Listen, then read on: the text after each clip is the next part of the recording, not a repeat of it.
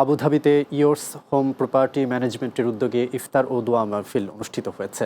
Abu Dhabi প্রতিনিধি আব্দুল মান্নান জানান, আবুধাবির hotel millennium ডাউনটাউনের বলরুমে এই আয়োজন করা হয়। অনুষ্ঠানে সভাপতিত্ব করেন ইয়োর্স হোম প্রপার্টি ম্যানেজমেন্টের প্রতিষ্ঠাতা ও আবুধাবি বিএনপির ভারপ্রাপ্ত সভাপতি মোহাম্মদ আবুল বশর সিআইপি।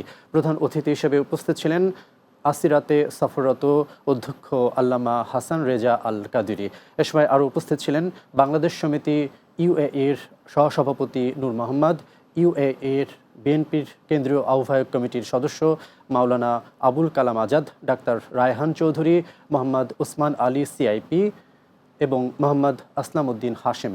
অনুষ্ঠানে অন্যান্যদের মধ্যে আরও উপস্থিত ছিলেন মাহমুদ আজম খান সিআইপি, আহমেদ হোসেন তালুকদার, ইলিয়াস ভুইয়া, সাইদুল ইসলাম জাবেদ, গাজী সেলিম, মীর নাসির, আরিফ উদ্দিন এবং সেলিম উল্লাহ সহ বিভিন্ন রাজনৈতিক ও পেশাজীবী ব্যক্তিবর্গ।